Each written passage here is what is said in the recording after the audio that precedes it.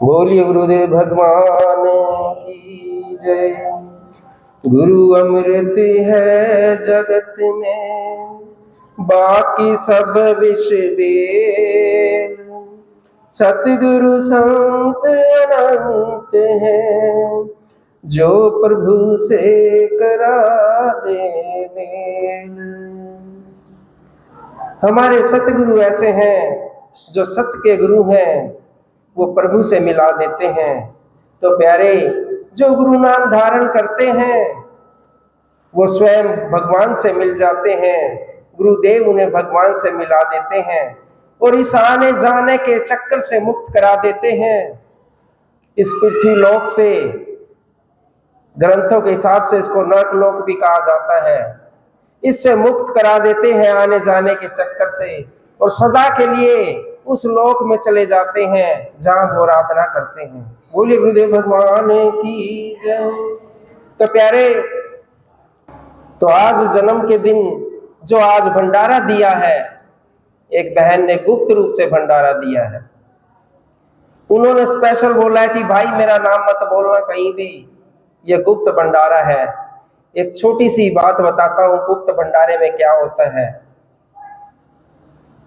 जो लोग नाम कर कर भंडारा देते हैं, उनके लिए वो लोग दुआ करते हैं जो उनको जानते हैं, और जो लोग गुप्त भंडारा देते हैं, किसी को पता नहीं होता, और उनके लिए वो लोग भी दुआ करते हैं जो उनसे द्वेष रखते हैं, जो उनके दुश्मन होते हैं, उनके लिए भी, उनके लिए दुआ के लिए हाथ उठ जाते हैं।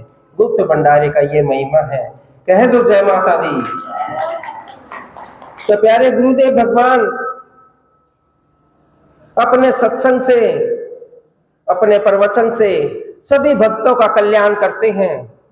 ना जाने कितने भक्तों ने यहाँ पर आकर नशे छोड़ दिए हैं, ना जाने किन भक्तों ने, कितने भक्तों ने अपने पाप कर्म छोड़ दिए हैं और वो सीधे माँ के रास्ते पे लग गए हैं। ये बहुत बड़ा पुण्य का कार्य है भक्तों। इसी प्रकार गुरुदेव भगवान गद्दी पर बैठकर सत्संग कर रहे थे, और सत्संग करते हुए बता रहे थे गुरुदेव भगवान कि बीड़ी सिगरेट नहीं पीनी चाहिए, ये बहुत खराब चीज है। शराब नहीं पीनी चाहिए, ये बहुत खराब चीज है। जुआ नहीं खेलना चाहिए, इन सब गलत कर्मों के बारे में बता रहे थे। इसी प्रकार से पंडाल लगा हुआ था, गुरुदेव भगवान सत्संग कर रहे थे, और 2-3 व्यक्ति सामने से आ रहे थे।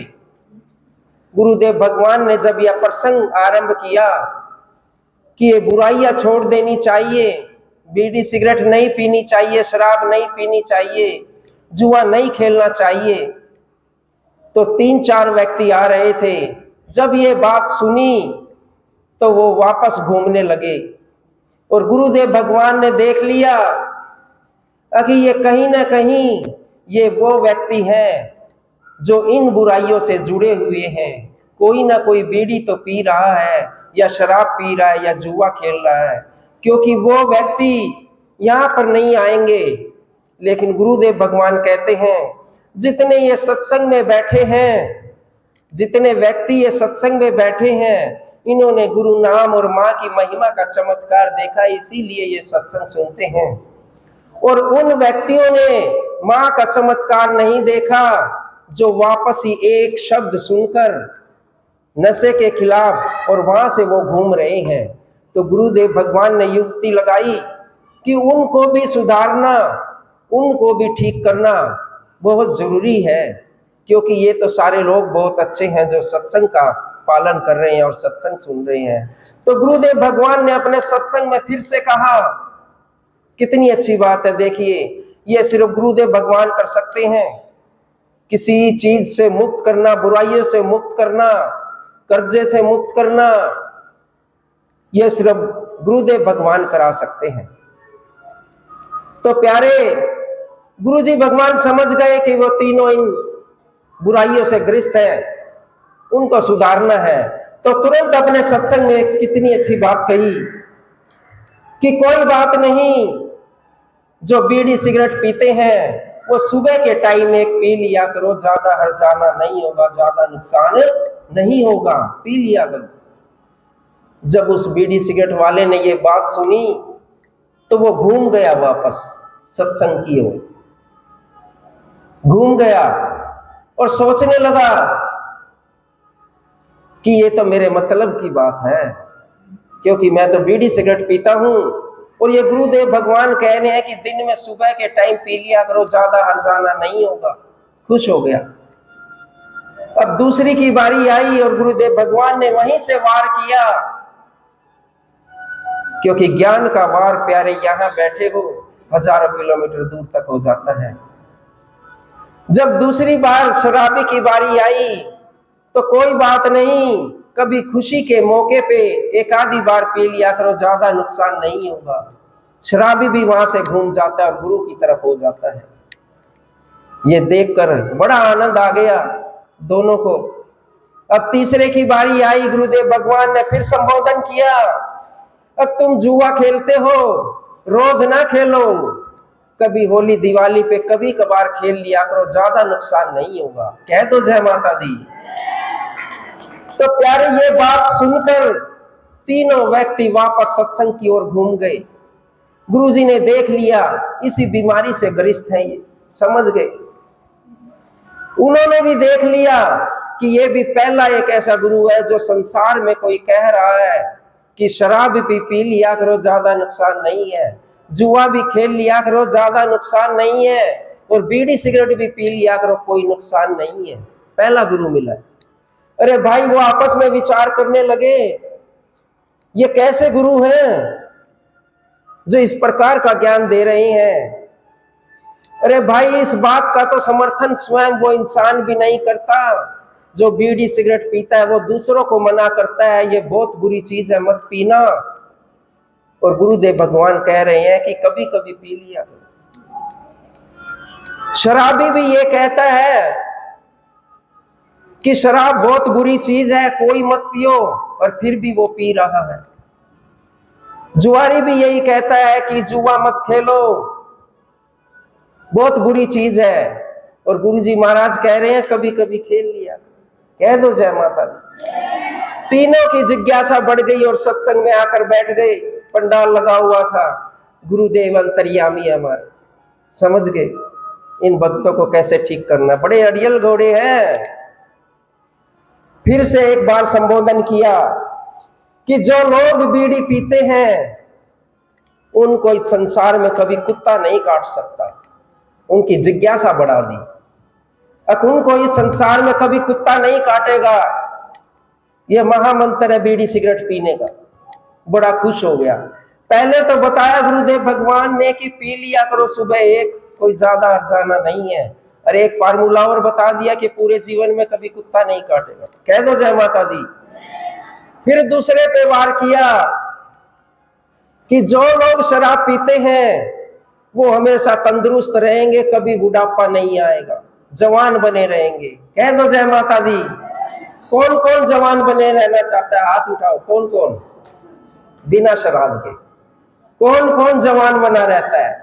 गुरुदेव भगवान ने दूसरे पे वार किया कि जो व्यक्ति शराब पीता है वो कभी बूढ़ा नहीं होगा, हमेशा जवान बना रहेगा। देखिए कितना अच्छा प्रसंग गुरुदेव महाराज सुना रहे हैं। यह सच्ची कथा है गुरुदेव भगवान की किसी सत्संग की, जो मैं आपको सुना रहा हूं। बड़ा खुश हो गया और जिज्ञासा बढ़ गई, आके सत्संग में बैठ गई। तीसरा भी बड़ा जिज्ञासी था कि मेरे बारे में भी कुछ बोलेंगे, क्योंकि वो जुआरी था।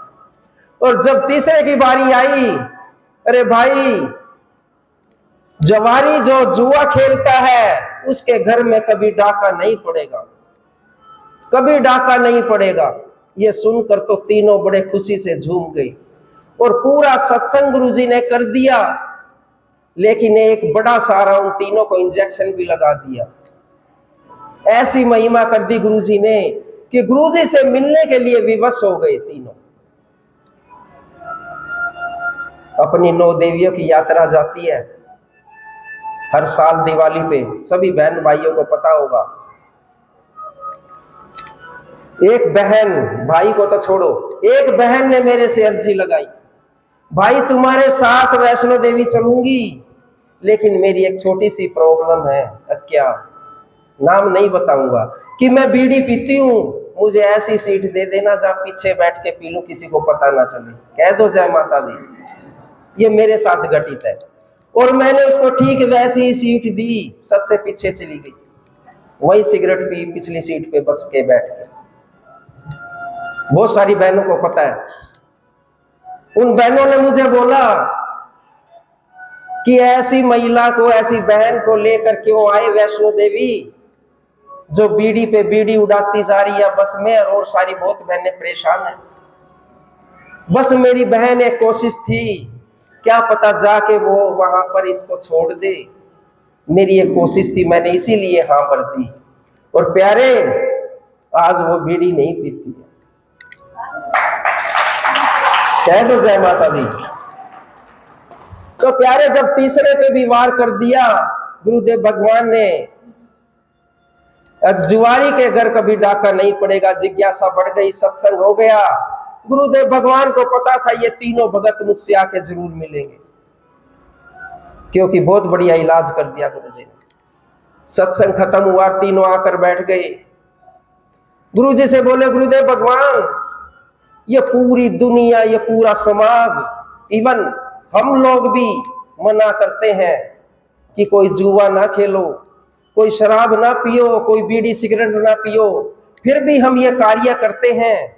और आपने तो इन नशों की ऐसी महिमा बता दी गुरुदेव भगवान, ये तो किसी भी गुरुजी ने नहीं बताई।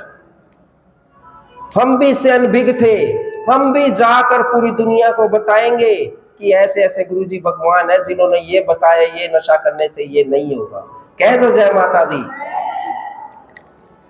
तो बीड़ी सिगरेट वाले ने सवाल किया, गुरुदेव भगवान, ऐसा क्या कारण है कि हमारे को कभी कुत्ता नहीं काटेगा जो बीड़ी सिगरेट पीता है? गुरुदेव भगवान समझ गए अब इनका सुधारने का समय आ गया। कि रे मूर्ख, तू बीड़ी सिगरेट पीता है, बहुत जल्दी तेरे फेफड़े खराब हो जाएंगे, इतना कमजोर हो जाएगा, तू चलने फिरने में भी असमर्थ हो जाएगा। और जब तू चलने के लिए हाथ में डंडा उठाएगा तो कुत्ता तेरे पास क्या लेने आएगा? कह दो जय माता दी। तो कुत्ता कैसे काटेगा जब तेरे हाथ में डंडा होगा? दूसरा समझ गया, किससे भी बड़ा प्रहार तो गुरुजी मेरे ऊपर करेंगे। उठना भारी हो गया तीनों, एक ही प्रहार में मार दिए तीनों। फिर भी थोड़ी हिम्मत जुटाकर शराब वाले ने पूछा, गुरुजी मैं भी जवान हूं, और आपने भी ये बहुत अच्छा बताया कि हम जवान रहेंगे जो शराब पीते हैं। वो बोला, हाँ जवान रहोगे, क्योंकि तुम इतनी पियोगे तुम्हारी जवानी में ही किडनी खराब हो जाएंगी, और जवानी में ही मर जाओगे, बुढ़ापा कहां देख पाओगे? तो बुढ़ापा कैसे आएगा तुम्हारे अंदर? कह दो जय माता दी। तो दोनों ये सुनकर डर गए, क्योंकि गुरुजी ने ज्ञान देना था। अगर सीधा सत्संग से बोलते कि ये बुरी चीज है, वो नहीं समझ पाते कि बुरी है तो कितनी बुरी चीज है। तीसरे का भी नंबर आ गया, गुरुदेव भगवान, क्या हमारे घर कभी चोर नहीं घुसेगा? ना, कभी नहीं घुसेगा। सब कुछ तो तू जुए में हार गया, मकान प्लाट जायदाद, तो तेरे घर चोर क्या लेने आएगा? तेरे पास तो एक टाइम खाने का खाना भी नहीं है। कह दो जय माता दी। तो प्यारे, इस प्रकार तीनों को शिक्षा देकर, ज्ञान देकर गुरुदेव भगवान ने उनको भगवान के चरणों में लगा दिया, और उन्होंने संकल्प किया, गुरुजी कोई और भी पीता होगा, कोई और भी इस प्रकार के कर्म करता होगा, हम कोशिश करेंगे उनको आपके पास लाने की। क्यों? वो आप में शक्ति है उनका नशा छुड़ाने की, किसी और संसार में नहीं है कि वो नशा छोड़ दें या बुरे कार्य छोड़ दें। हमें भी दुनिया कहती थी, मेरे माँ बाप कहते थे, मेरे भाई बहन कहते थे, मेरे गांव वाले कहते थे, समाज वाले कहते थे, पर हमने किसी के कहने से कभी कोई बुराई नहीं छोड़ी, अपितु एक दो बुराई और अपने शरीर में रख ली। कह दो जय माता दी। तो प्यारे, ऐसे गुरु की महिमा है। ये गुरु अंतर्यामी है, कौन किस प्रकार से सुधरेगा ये इनको पता है। इस सत्संग के माध्यम से इन बातों को याद रखना ये जीवन में काम आएंगे प्यारे। ये गुरु जी का सत्संग है, जीवन का कल्याण कर देता है। जो लोग इस सत्संग को अपने घर में जाकर सुनाते हैं, अपने बच्चों को जाकर सुनाते हैं, अपने दोस्तों को, मित्रों को जाकर सुनाते हैं, यहाँ बैठे हैं गुरुदेव भगवान, और कल्याण उधर भी हो जाता है प्यारे। कह दो जय माता दी। तो भाई इसी प्रकार एक डॉक्टर साहब, हमारे डॉक्टर, जिन्होंने शरीर की सारी बीमारियों के बारे में पता है, पढ़ाई लिखाई करके एमबीबीएस एमडी करके डॉक्टर बने हैं, तो उन्होंने सारी बीमारियों के बारे में पता है, बिल्कुल फिट, आयु 60 साल की, दिखने में लग रहे थे कि 30 साल के हैं। डॉक्टर साहब दिखने में लग रहे थे कि 30 साल के हैं, क्योंकि हर चीज के बारे में पता था, कौन सी चीज खाने से शरीर में रोग पैदा होगा और कौन सी चीज ना खाने से रोग पैदा होगा, हर चीज के बारे में पता था। और टाइम के बड़े पंक्चुअल, अगर 6 बजे खेलने जाना है तो खेलने जाना है, हॉस्पिटल बंद किया और खेलने चले जाते डॉक्टर साहब। तो इसी प्रकार एक दिन डॉक्टर साहब का समय हो जाता है खेलने का, व्यायाम करने का, शाम को 6 बजे, और एक गरीब सा व्यक्ति दौड़ कर आता है उनकी दुकान की तरफ, क्लिनिक की तरफ, और हाथ में एक बच्चे को उठाए आता है, अपने पोते को। आगे पीछे कुछ नहीं था उसके, रामदास उसका नाम। और दूर से आवाज लगाता है, डॉक्टर साहब, डॉक्टर साहब, मेरा बेटा बहुत बीमार है, इसको देख लो, कि इसका इलाज कर दो। और डॉक्टर ऐसा था, इतना यशस्वी, इतना यश था उसके हाथ में, किसी को भी दवाई दे दे तो उसको तुरंत ठीक कर देता था। पूरे अपने इलाके में मशहूर था। और उसका बच्चा बीमार था, रामदास का। वो अपना हॉस्पिटल बंद कर रहे, क्लिनिक, और सामने से रामदास आवाज लगाता रहे, डॉक्टर साहब, मेरा बच्चा बहुत बीमार है, इसका इलाज कर दो। इतने में ही डॉक्टर साहब ने अपना क्लिनिक बंद कर दिया और अपनी गाड़ी की तरफ आने लगे। और जब गाड़ी की तरफ आने लगे तो रामदास भी अपने बच्चे को लेकर पहुंच गया। जब गाड़ी की तरफ पहुंचा तो कहा, डॉक्टर साहब, मेरा बच्चा बहुत बीमार है, इसको देख दो और दवाई दे दो। डॉक्टर साहब ने घड़ी देखी, 6 बज गए पूरे। भाई, मेरा व्यायाम करने का समय है, इस टाइम मैं पेशेंट नहीं देखता हूं, इस समय मैं कोई भी पेशेंट नहीं देखता हूं, तुम जाओ, कल आना। और बच्चे की बड़ी नाजुक हालत। रामदास ने गिड़गिड़ाया और कहा कि डॉक्टर साहब, मेरा बच्चा देख लो, ठीक हो जाएगा आपके हाथ लगते ही, और सुबह मैं दिखाने आऊंगा, हो सकता है पता नहीं क्या से क्या हो जाए। लेकिन डॉक्टर साहब अपनी कार में बैठकर सीधे चले गए व्यायाम करने के लिए। कह दो जय माता दी। प्यारे, अगर आपके पास कोई हुनर है, पैसे कमाने के लिए कोई हुनर है, उसमें से 10% हुनर किसी सेवा में जरूर लगा देना प्यारे, तब काम आएगा वो हुनर भी, वो रोजगार भी, वो फैक्ट्री भी, वो आपका रोजगार तब काम आएगा जब उसमें से कुछ अंश गुरु दरबार में लगेगा, सेवा में लगेगा। तो डॉक्टर साहब कार में बैठकर चले गए। पीछे से रामदास बड़ी करुणा भरी दृष्टि से देख रहा था कि ये क्या पता जाते जाते रुक जाए, लेकिन ना, वो रुका नहीं, सीधा चला गया। रामदास तुरंत वापस हुआ, उल्टे पैर मोड़ गया और बड़ा परेशान हो गया। बच्चे का शरीर बहुत तेज बुखार से तप रहा था। ये देखकर बड़ा परेशान हो गया और घर ले गया बच्चे को। और प्यारे, ऐसा हुआ कि रात को वो बच्चा मर गया। जब सुबह हुई तो रामदास ने देखा, अक मेरा बच्चा तो मर गया, एक ही ये मेरा बुढ़ापे का सहारा था और कोई आगे पीछे नहीं था, और उसकी पत्नी। ये देखकर मन बड़ा दुखी हुआ, लेकिन क्या करता, होनी है, उसको कौन टाल सकता है प्यारे। भगवान का बनाया खेल है, कोई नहीं टाल सकता। तो जब ले गया, और डॉक्टर साहब अपने पूरे दिनचर्या में समय के अनुसार बिजी रहते थे। और डॉक्टर साहब का भी एक बेटा था, वो पूरे 20 वर्ष का हो गया। और डॉक्टर साहब के पास पैसे की तो कोई कमी नहीं थी प्यारे। अपने बेटे का जन्मदिन मनाया, पूरे शहर के नामी ग्रामी सबको इकट्ठा किया गया, सबको इकट्ठा किया गया। लेकिन उसके बेटे को एक अजीब शौक था, डॉक्टर साहब के बेटे को सांप पालने का शौक था। यह बहुत कम आदमी को होता है, सांप पालने का शौक था।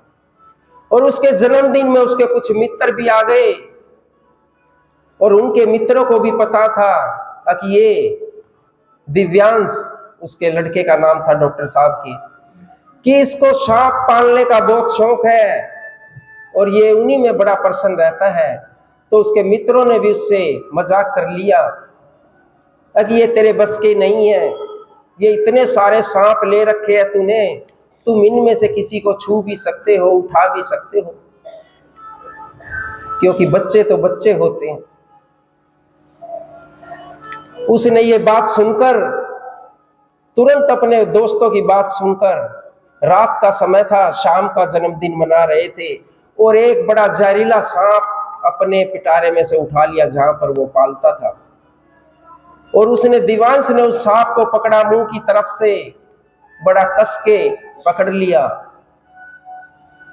और ये देखो कि मैंने ये सांप पाल रखे हैं, ये मेरे हैं, ये मुझे काटते नहीं, मैं इनको पालता हूं, मैं इनका शौकीन हूं। और जैसे ही उसने उस सांप को नीचे छोड़ा, और सांप को भी कहीं ना कहीं लगा होगा कि इस समय, रात के समय, ये हमारे को कभी नहीं छेड़ता, आज कुछ ना कुछ ऐसा जरूर है, ये हमारे को हानि पहुंचाएगा।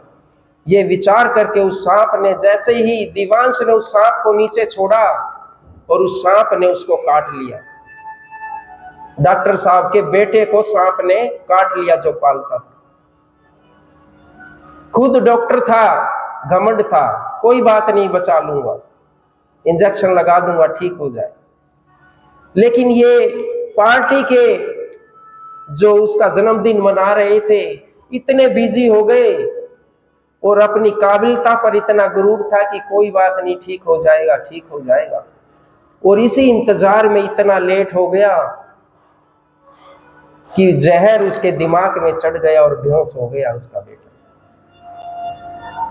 जब उसने उसका इलाज किया तो कोई भी फर्क ना हुआ। डॉक्टर साहब का सारा गुरूर ढीला हो गया कि मुझे तो ये था कि ये ठीक कर दूंगा, लेकिन बेचारा रोने लगा। शहर में, नगरी में सबसे बोला, जितने भी वहां पर आए हुए थे उसके मित्र डॉक्टर साहब के, अब मेरे बेटे को सांप ने काट लिया, अगर कोई देसी जड़ी बूटी वाला कोई इलाज करता हो, वही इसको ठीक कर सकता है, क्योंकि मैं तो डॉक्टर एक एलोपैथिक का हूं, इसमें तो जो मैंने इलाज करना था वो कर दिया, लेकिन मेरा बेटा वापस नहीं लौट रहा है। अब ये बात कहीं ना कहीं रामदास के कानों में भी पड़ी। रात का समय था, 9 बज गए। रामदास के पास ये बात आई, और भगवान की करनी से रामदास भी सांपों का ही कार्य करता था, कोई काट ले उसकी दवाई बूटी करता था रामदास। जब पहुंची और उसने डॉक्टर का नाम सुना, रामदास और उसकी पत्नी सोने की तैयारी करने लगे। और रामदास सोचने लगा, अरे भाई, मैं क्यों परेशान हूं उस डॉक्टर को, डॉक्टर के बच्चे को लेकर, मरने दो उनको, मैं सो जाऊंगा आराम से। उसने भी मेरे बेटे का इलाज नहीं किया था, वो तड़प कर मर गया। ऐसा विचार उस रामदास के मन में आने लगा। कहते हैं कुछ लोग अनपढ़ जरूर होते हैं, कुछ लोग अनपढ़ जरूर होते हैं, पर उन्हीं के अंदर दया और धर्म और कर्म आ जाता है। कुछ लोग पढ़े लिखे हैं, वो पढ़ लिख कर भी अनपढ़ रह जाते हैं। सब किसका फेर है प्यारे? ये गुरुदेव भगवान का है और ज्ञान का फेर है। तो जब रामदास होने की तैयारी करने लगा कि उस डॉक्टर के बच्चे को मरने दो, मुझे क्या, मेरा बच्चा भी ऐसे ही तड़प कर मर गया था, तो डॉक्टर ने एक बार भी मुड़ के मुझे नहीं देखा। ऐसे विचार उसके मन में आने लगे और सोचने लगा कि मैं क्या करूं। जब रहा नहीं गया, उसकी पत्नी सो गई, धीरे से उठा, अपने घर का दरवाजा बंद किया और डॉक्टर साहब के घर पहुंच गया। कह दो जय माता दी। तो प्यारे, ऐसे भक्तों के लिए जोरदार तालियां बजा सकते हैं जो अपना दुख भूलकर दूसरे के दुख से दुखी हो जाते हैं। प्यारे, यही भगवान के सच्चे भक्त होते हैं। अपना दुख और अपना पेट तो सब जानते हैं, लेकिन दूसरे का दुख और दूसरे का पेट कितना भूखा है ये कोई नहीं जानता। तो प्यारे, चुपचाप चला गया कि कहीं उसकी पत्नी को ना पता चल जाए, और डॉक्टर साहब के पहुंच गया घर में, मुंह पर कपड़ा बांध लिया जैसे आजकल मास्क लगाते, और वहां पर तैयारी कर ली। उसके बच्चे को देखा, रामदास को अनुमान हो गया कि मैं इसको बचा सकता हूं। तरह तरह के इलाज किए और बच्चे को होश आ गया। जब बच्चे को होश आया तो डॉक्टर साहब बड़ा प्रसन्न हो गया। उसी बीच में रामदास वहां से निकल गया, पहचान में नहीं आया कौन है। बहुत ढूंढा, सब लोगों से उधर पूछा कौन ऐसा व्यक्ति था जिसने मेरे बेटे का इलाज किया। पूछता पूछता 2-4 दिन में रामदास के घर डॉक्टर साहब पहुंच जाते हैं। कह दो जय माता दी। रामदास के घर डॉक्टर साहब पहुंच जाते हैं, और जब डॉक्टर साहब ने रामदास का मुख देखा तो बोला, भाई आपने मेरे बेटे का इलाज किया है, वो मर गया था, मैंने सारी कोशिशें कर ली थी, मैं डॉक्टर था, फिर भी मैं उसे बचा नहीं पाता, आपने इलाज किया, और मुझे ऐसा कहीं लग रहा है कि मैंने आपको देखा है, कि मुझे ऐसा लग रहा है कि मैंने आपको देखा है रामदास। रामदास ने कहा, हाँ डॉक्टर साहब आपने मुझे देखा है। कहां पर? आपने बताया क्यों नहीं, आप मुझे जानते हो?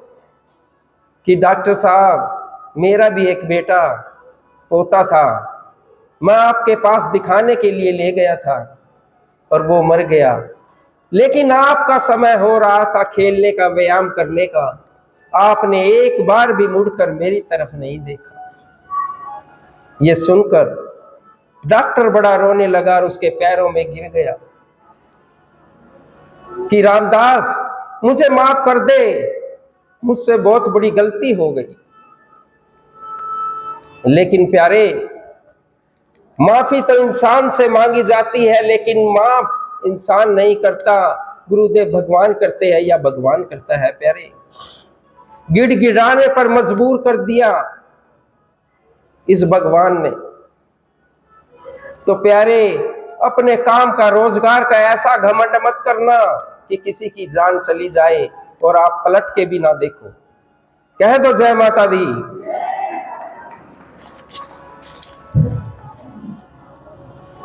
अपने रोजगार से, अपने हिस्से से जरूर इस माँ के चरणों में लगाना, धर्म के कार्य में लगाना, किसी गरीब लड़की की शादी में लगाना, गौशाला में लगा देना।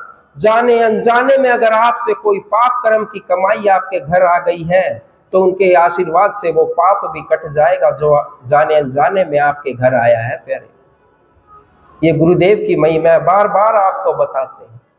सोचना और करना सिर्फ आपको ही पड़ेगा, कोई दूसरा नहीं करेगा। तो प्यारे, किसी को देखकर किसी का दिल दुखी हो जाए, यही सच्ची भक्ति है। किसी को देखकर किसी का दिल दुखी हो जाए, यही गुरु नाम की भक्ति है, गुरु नाम की सेवा है। तो इससे ना घबराना प्यारे, एक बारी दूसरे की तरफ देखना। तुम्हारी तरफ कौन देखेगा? स्वयं भगवान देखेंगे, गुरुदेव भगवान देखेंगे। कह दो जय माता दी।